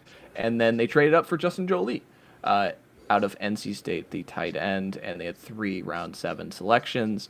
The remaining questions, obviously, is Waddle going to take this offense from 13th to top 10? Is Waddle going to be supercharged Troy Franklin that I keep calling him? And really take this from and take Bo Nix, in a sense, from hey, he's fun, he runs around a lot, to an actual good quarterback that we look up and say this guy can go all the way with, where I think last year it was kind of up in the air, but then he had a really good Bills game. And then the other one, any fear for the defense, just because when things stay the same on defense, I always get a little nervy. The linebackers like Sternad and Singleton are good at things, but they're not great linebackers. They're not a great duo, but they figured it out last year. And then the big thing is sack production. I have some stats on their sack production. In 2024, they had 9 more sacks than second place with 63. And then last year they had 11 more sacks than second place at 68. So again, that's 3 games worth for some teams, right? So I just that's where that's it's without a star guy. I'm not I'm not trying to be a jerk to Nick Benito. Let me say that, but they don't have a Myles Garrett, they don't have a Will Anderson, they don't have a Micah Parsons, they don't have the an A++++. top of the market. Yes, yeah, and they don't have that guy, and still they are comfortably leading the league in sacks. Yeah, and Jonathan Cooper had some off the field stuff, so I don't know if that leads to any suspension in our NFL these days.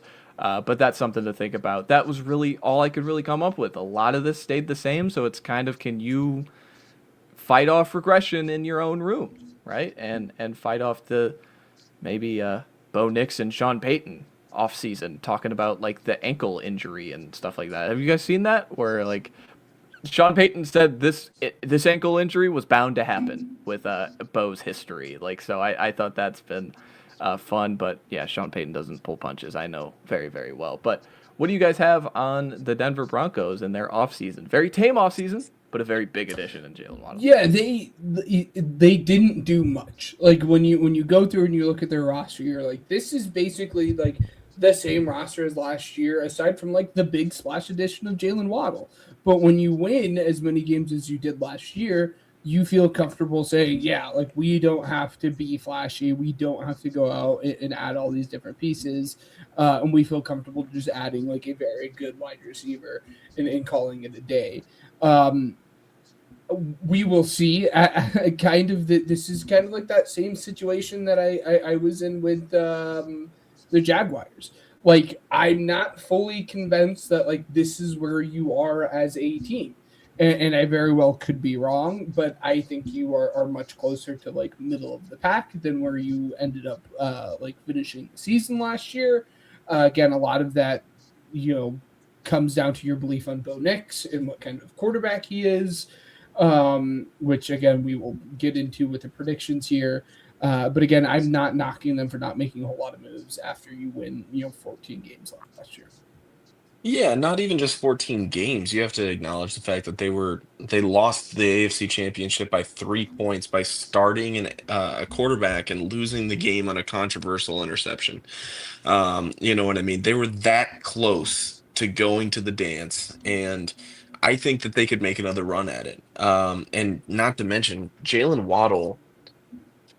I mean, spoiler alert, breakout player, I guess. I mean, like, it's so boring to just continue to to bet on these, veterans to be good again. But it's like Jalen Waddle, man.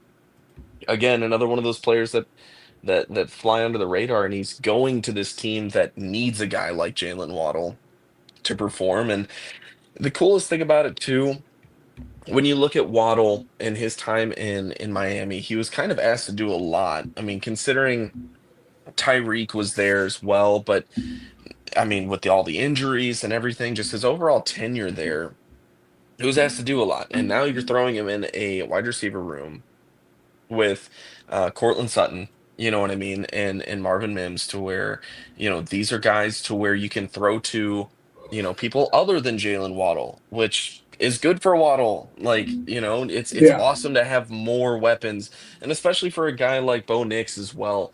Like, I'm not the highest on Bo Nix. I mean, we did our quarterback rankings already. I'm not going to sit here and act like this guy is a top 5 quarterback, but the thing is that they were that close. The defense was that good, and I think they could do it.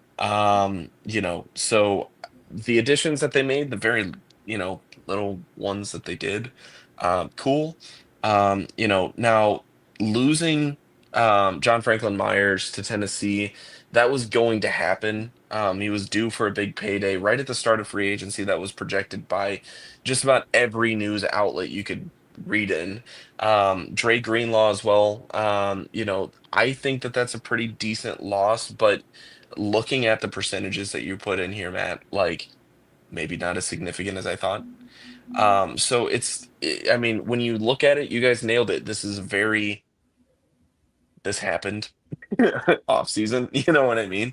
But at the same time, Waddle highlighting this is such a big move for them that I think it's a very positive thing, and it's a good time to be a Denver Broncos fan. Yeah, Yep. it's very similar to like the Jaguars prognosis, where it's like, we won a lot of games last year. Let's not like switch this up to the extreme kind of thought process. But again, that is also the process that like the two teams that just played in the Super Bowl changed everything over, like the Patriots and the Seahawks a year ago. So is there the right way to do an offseason? Who knows? But my breakout player, before we get into the schedule, I'm just going to take the guy that's going to slide into likely a role that is left behind by John Franklin Myers, because there's not many roles to be filled with everybody coming back. Xavier Jones, the defensive lineman drafted in the 3rd round a year ago from LSU. Again, he projects to be a pretty good run stopper. I think he's someone that, if he just figures out how to kind of get some pass rush moves in there, he can be someone that is on the field more often or not. Again, like Malcolm Roach is someone who is primarily out there to stop the run. So if they can find anything out of Jones in terms of rushing the passer, I think he's going to be someone that sticks on this defensive line and makes an impact this year. Yeah, I'm gonna stay here in the defense. I'm gonna pivot on over to the secondary here. Janae Barron. You drafted him for a reason, and like it is so frustrating because I like Jaquan McMillan is like fine, but like he has no business keeping Janae Barron off of the field. And like Riley Moss, like even if you want to throw him on like the outside, like Riley Moss is like a fine corner. But you drafted Janae Barron in the first round for a reason. For the love of God, please play him. And I am banking on the fact that they will at least try to get something out of their investment in their first round pick. Because they just like he didn't do anything last year. He just like barely touched the field. So it is pretty easy to improve off of what you did last year if you're Janae Barron. So that is why he is my breakout player. Yeah, that one is still just baffling to me because this is a team that just designed all around man coverage and being sticky in coverage, and he is an off zone corner at heart, and he's not really this athletic freak who's going to run with you. So and he doesn't have the size to really play anything but nickel. Like it's similar to the Maxwell Hairston conversation from last year. I don't know. Yeah. Again, it's why like if we could all do this over again, and they don't try and like, hey, take Barron in the first and RJ in the second. Like why not just take Hampton at 20 last year? Yeah. Who knows? Like that was kind of one of the things that everybody wanted to happen and it didn't. So, but no, I'm with you. Hook Morris though. Hook Morris. I hope he figures it out. Let's get into the schedule. The Broncos, 9.5 odds, even F. minus 110 on both sides. Division plus 225. Their third conference, almost a little over 10-1, and then Super Bowl plus 2,000 that I do have a wager on. So. Yeah, I like the odds of 20-1 for this team. Again, a lot of things staying the same. I think Waddle steps into a role that is sizable, that makes this offense better. But let's get into some predicting schedules. C- job from the graphic design, by the way. F job. This bright orange is harsh on my eyes. It's harsh on my eyes. It's not split up in a good way that I appreciate. F. The networks could have been smaller. You didn't have to emphasize on that. There's way too much going on. Divvy up the games a little bit. Yeah. I liked it. That's why I picked it. Oh, well, you get an F then. In that case, F minus. Well. All right. You start us off. We're going by fours. Okay. I will start. They're going to beat the Chiefs on Monday Night Football. They're going to beat the Jaguars and beat the Rams and then lose to the 49ers starting 3-1. Okay. Nice. I have them losing to the Chiefs, beating the Jaguars, losing to the Rams, beating the Niners, starting out 2-2. Okay. I have them beating the Chiefs, beating the Jaguars, losing to the Rams, beating the Niners. 3-1.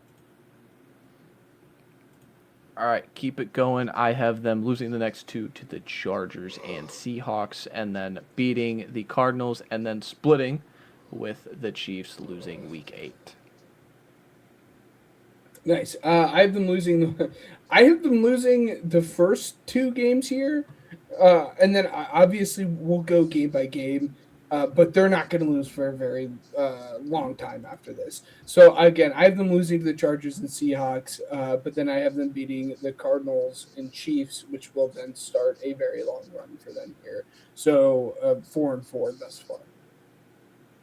Okay. Let's see. All right. I believe I had them beating the Chargers, losing to the Seahawks, beating the Cardinals, and then losing to the Chiefs. So 2-2 in this stretch. So I have them 5-3 so far. So I'm going to have them lose to the Panthers.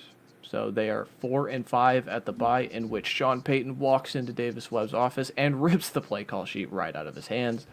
And they come out of the bye.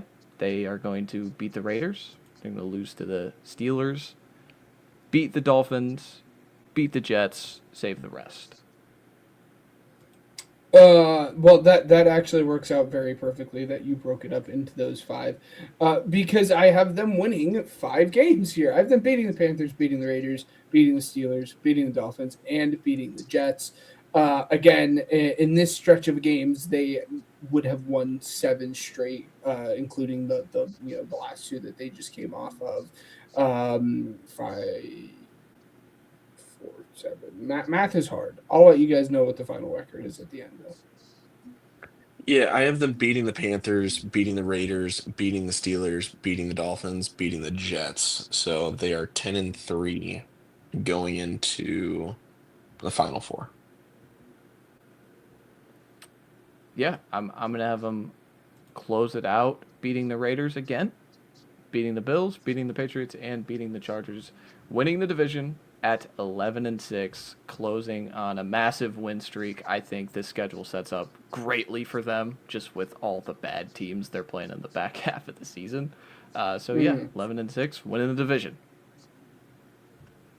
Nice.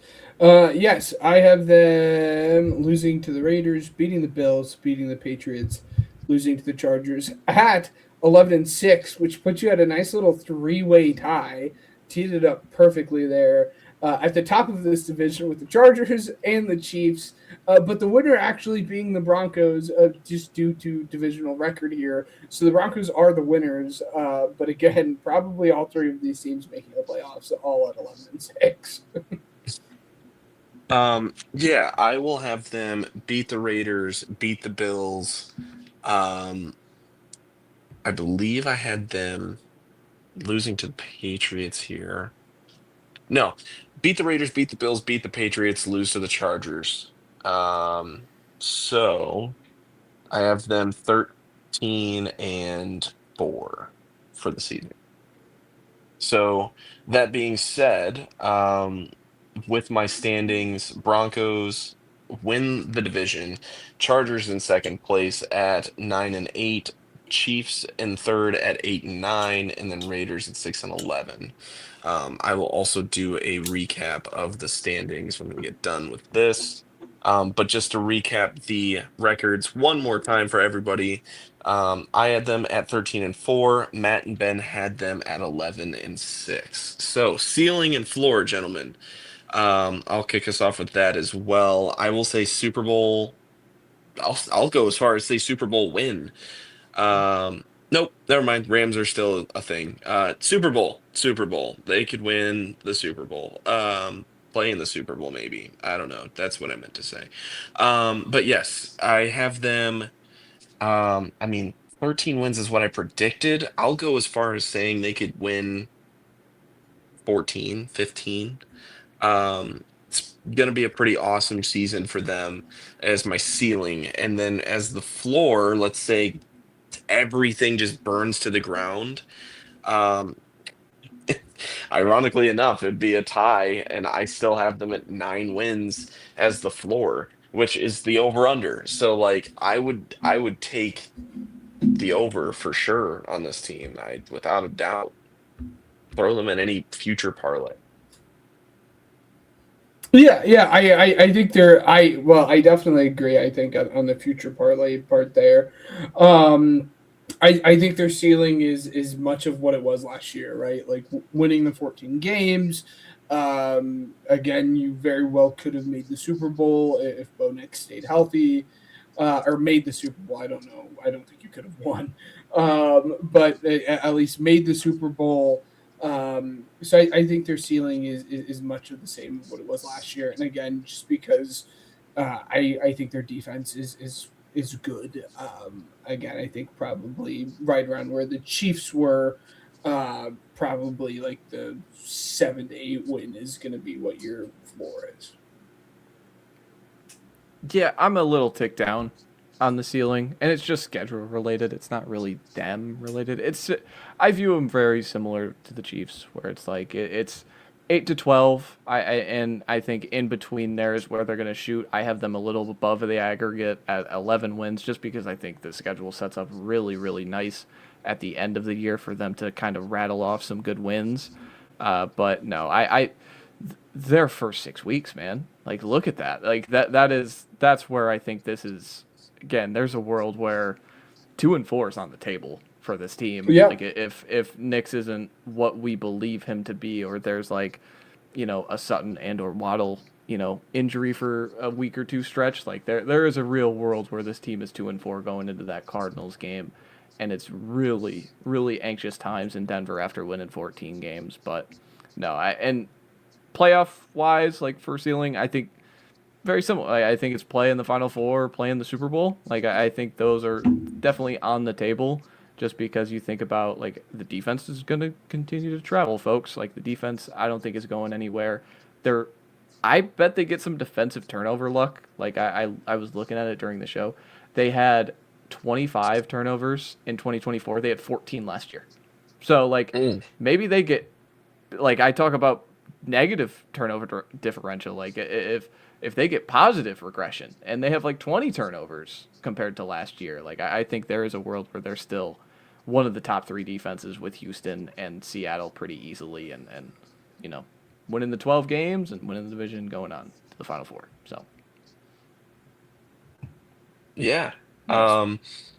Yeah, I'll just go ahead and recap our standings here. You know, I have that in order: Broncos in first, Chargers second, Chiefs third, Raiders fourth. Matt has them Broncos first, Chiefs second, Chargers. Actually, Matt and Ben both have it Broncos first, Chiefs second, Chargers third, Raiders fourth. So that's what we think of these teams. Shall we hop into some Weddle? Yeah, let's do it. Just a one, like so Ben and I likely have the 3 of them as playoff teams, and then Ryan, you just have the 2 in Chargers Broncos. I would say likely just one, and just the Broncos Okay. in a close I just wanted to AFC throw that in wild there. card race. Yeah. Yeah, because this is the division of the conference that I feel like has the most potential for the most teams. So throwing that in there, but Yeah, I'm just thinking of, like, for example, the AFC North will have a wild card team, in my opinion. They always happen to. And then you're also talking whoever loses in the division for the AFC East for the Bills and Patriots, the other one of the others gonna be in. So, that occupies the 2 wild card spots. And in my opinion, these schedules can be kind of rough. Um, I'm just overall meh on a lot of these teams. nice. All right, Nice. let me cue it up.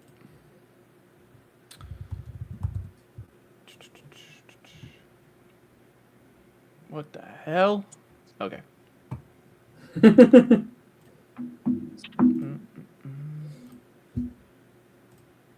Let's do it. Can we see? Yes. Yes, we can. Who do we want to pick first? Colson Loveland. Whoa, changing it up on us. No, this is easy mode. Do you always do Coastal Loveland for easy mode, though? No, I change it up for easy mode. There's no consistent. Yeah. Not that My it helped bad. us or anything, but AFC. Any AFC young quarterback? could it be Knicks? I mean, a little bit older, right? Nah, he was an older rookie. Yeah, he was an old. Yeah, I was gonna say Knicks. I think is I have would somebody, fall outside of that, and I range. think it's perfect timing. Oh, Gross. that would have been so cool. That would have been so cool. 23-year-old, 6'3" wide receiver and or The AFC. running back in the AFC, like that wide receiver. 6'3" running back. 6'2" running back. We'd know all about that from the draft if that was the Yeah. thing.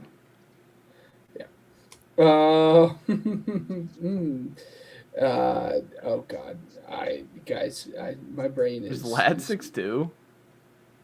Is he? no, Actually, no no. way, right? Do lad, but it's not. I don't think so. The number doesn't Yeah, work, right? he's 6. The number Never would mind. work. I forgot. Yeah, it would have. I just wanted to get a receiver on there, and that's all I could think But of sure, was a yeah, young you're gonna receiver. have to carry there. It's my brain is I'm packing. This is the last time you guys will see this background. So End of an era. end of Brian an era, Thomas? 3 years. Oh, good shout. Yep. Yeah. Good stuff. What happened to him? Such a weird situation there. Yeah, we didn't All get right. to talk about it last week with the Jags. I'm bummed out. Like, I didn't get to talk about Parker Washington enough.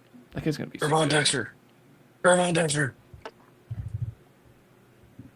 Nope. Senior. Weddle, you're slacking. There's a Gervon Dexter Jr. This is senior. Add senior. What? I don't know why. He's Gervon Dexter Senior. Why does that dude. matter? Why does that matter? It's a part of his name. It's his legacy. He's senior. Is Anthony Richardson senior? No. It's a But if you're gonna have juniors, you should have seniors. I know. I wanted Anthony Richardson senior. Is a thing. Having it They just don't having believe in senior seniors, attached to your dude. name when you're only 24 is kind of crazy. But He's older. Mac. Nope. I wanted to say Fuanga, but it's no one in that division. There's really anyone I could go here, guys, and I'm still trying to rack the brain. In their prime Sauce. DB. Sauce. dang it, man, that was gonna be my pick. Oh, sorry. Oh, Ahmad? is it a med? He's a med. Wait, what? Dude, just look at the He's not here. Gardiner, right? No, maybe it's He's not here. what? He's not No here. sauce. Oh my Weddle's got gosh! no Go I again. sauce. just picked him and it's gone. Go again. No Yeah, sauce. I guess I'll There's, go I again. don't know. I'm like, dude, no, like he's not even Adrian Martinez. It can't be, but Derek Stingley. Defensive back. 61. 20. Ooh, I gotta get this. I don't know. Trying Give to me think like of what the number Surtain. means. No, never mind. Surtain wouldn't work. AFC West is not the division.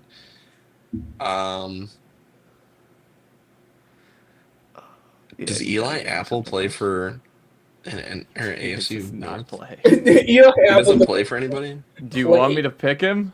Do it. Do it. Why not?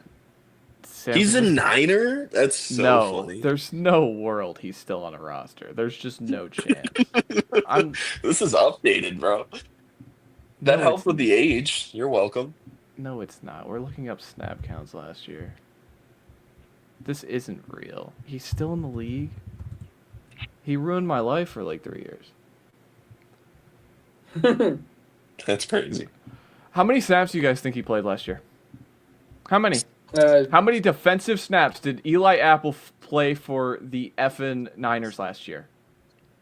200. Given you're under 20. No, pick a number. Pick a number. 42. One fucking snap. He played one. That's awesome. All right. That might be well, the my first pick. F-bomb on this podcast. That's hilarious. And it was appropriate, too.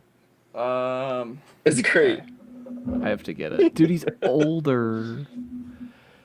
Shoot. AFC.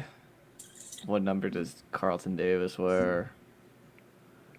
He does not wear a big number, I don't think. What number? Who plays for the Dolphins? The Jets? Nashawn Wright? Is Nashawn Wright? Like, No, he's not that old. He's not He's here. not in Weddle. What is going on with this game? He's not that. No, he is. Oh, he is. Okay, never He mind. is. I spelled it wrong. So I could pick him. I could. I don't think he's that old, but he might be, dude. No, he he's wore not that 20. He wore 26 for the Bears last year, right, Ryan? No, but he's not that old. I think so. He might be 28, dude. He might be. Do it. No, I don't want to. AFC North. Who plays for the AFC North? Who's that corner? Thinking of no. They Chiefs have too a old. lot of corners. No, who's the one on the Steelers? Dante Jackson's older, and he's not 6'1". I gotta pick right. Okay. Yep, it's not. He's 27. Yeah, So give me close to Michael 28. Jackson.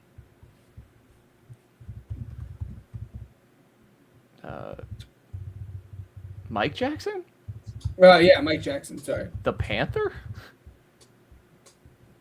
Oh yeah, that won't work. Yeah, no. Nope. He said No, it. You can't help no, him out. That's part of the no. rules. I'll help him That's out. part of the dude. rules. I'll help him out. Absolutely not. Absolutely I not. sucked I'll at this help. game for several We games. gave you the chance Wait. to back out from Eli Apple.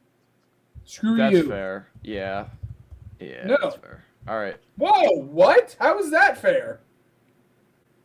He did get Eli Apple. We did try and steer him away. Yeah, we tried. So why am I forced to pick Mike Jackson? Because you said Give it me with Denzel Ward. conviction. You No, said and it we with said Denzel you Ward. don't have to pick It is Eli decided. It is He said- decided. It is decided. Yes, the league. He just said Denzel Yeah. Ward, whose Denzel number is Ward. not 25. Like I don't like. Oh, sorry. Yeah. Okay. My bad. Do you want to try again, Ryan? Nope. No, I said it with conviction. I said it no. with conviction. It's He the rule. did say it with conviction, dude. Actually, and I said Michael Jackson with conviction, and he's not on here. So Oh Listen. my God, he's dead. What do you so mean? actually, thank you very You much. just, what are you talking about? Actually, I said Michael Jackson. Yeah. Well, then Matt said Mike Jackson, and you're like, yeah. And then he was like, the Yeah, Panther, and you're like, that's wait.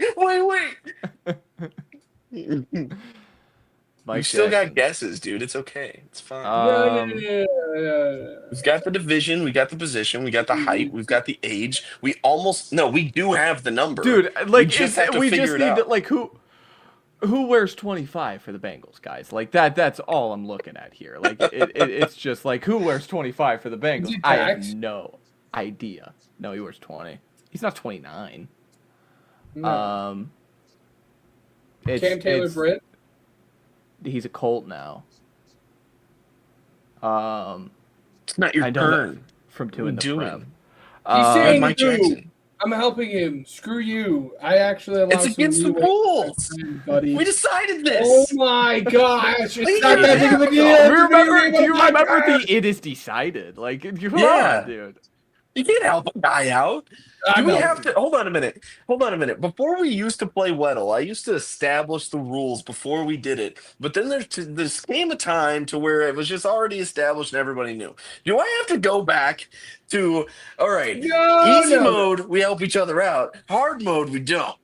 This is not a complicated concept here. What are you No, doing? see, you're taking this too seriously. You're You can't help people out. You're doing You too could be the one that needs help. What are you You're- talking you're- about? We tried helping you! We tried telling you to not pick Eli Apple! And you still picked him! Whose fault was that? Yeah, but if I sit here and say Screw you, who's buddy! number 25 on the Bengals that's also 29 years old, and you can't name people. What are you going to do So about many it? more wins. What are you going to do about it? Wow. What are you going to do about it? What's going on? What's happening? Dude, I think it's a safety, and now I'm like, Figure it out, buddy. I'm one half of the original. Okay, you can't take me out of here. can't take me down, dude. I'm in hell. Does he like? I Does tried. he wear 25? He I didn't. tried. Okay, damn it, dude. But, I can't. It has I to don't be the know. Bengal. I feel It like has it to be a was. Bengal Why does it have to be a Bengal? because nobody on Steelers wears 25. They said it. Isn't that what? It said I no don't one know. on the Steelers wears 25. I don't know. I don't know. I don't imagine anybody like in the Steelers wearing 25. I don't know why. I think this is some no-name Bengals corner. Like It's not like That's probably Jordan mine. Battle. I don't know. I'm waving the flag. I'm looking it up right now. do you want me to pick Battle? I'll Battle- do battle, and then me and you can like workshop it for our last guess. It's a Steeler. So it wasn't even a Bengal. It was a Steeler. It's a safety. Oh, I'm retarded. Got it. Okay, there we go. All right, we got it. Yeah, that took a long QB. time to get. All right, 17 and That took 0, and then let's get out of here. I didn't even. This is so funny. What's so funny, huh? What's going on?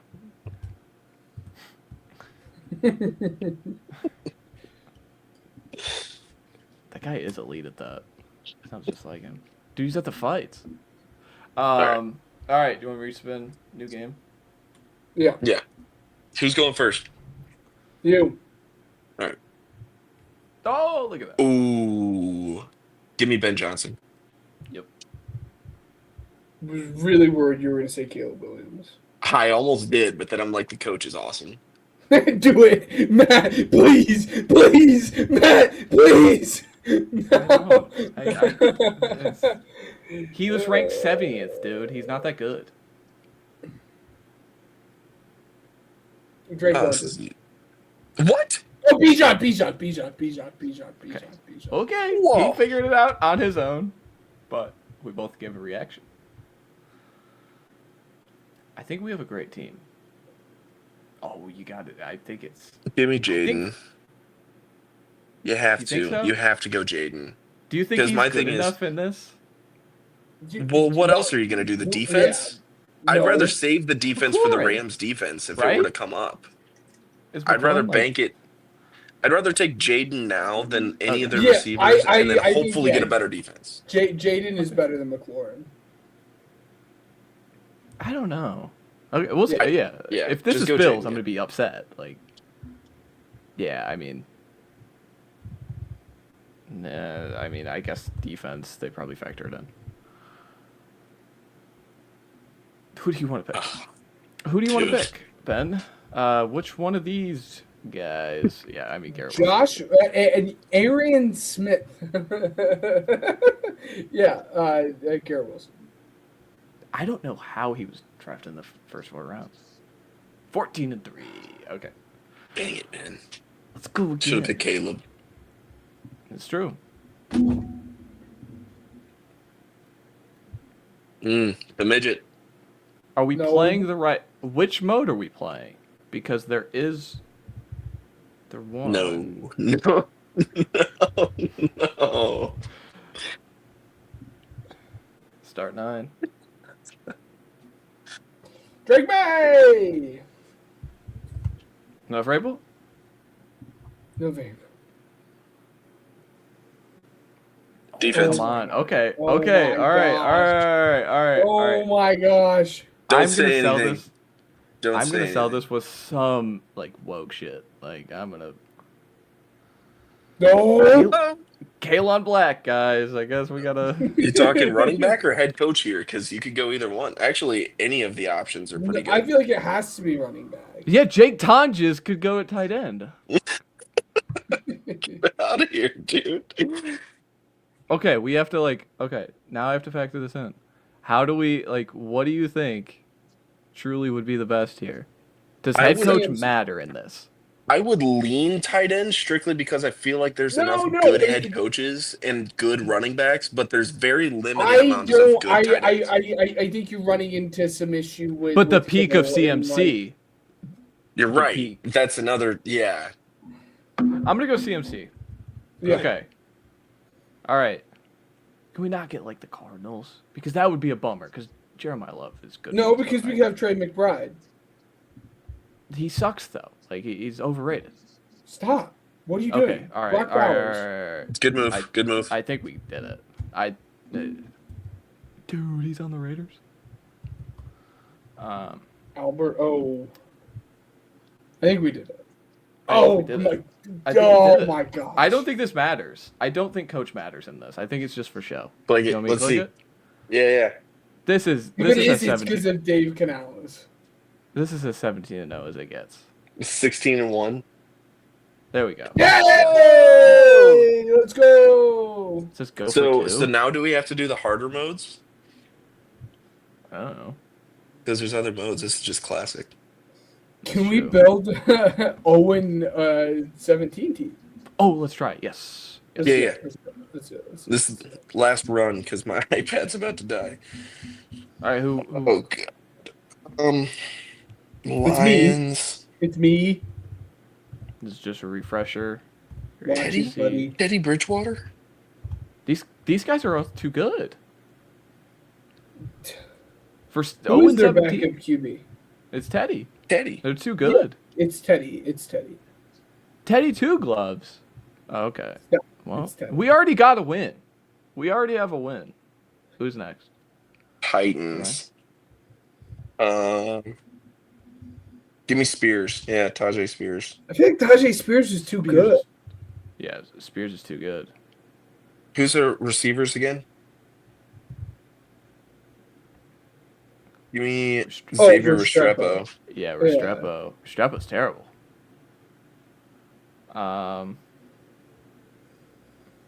Tua. They signed Austin Hooper, if I'm not mistaken. Oh, he's not in the game.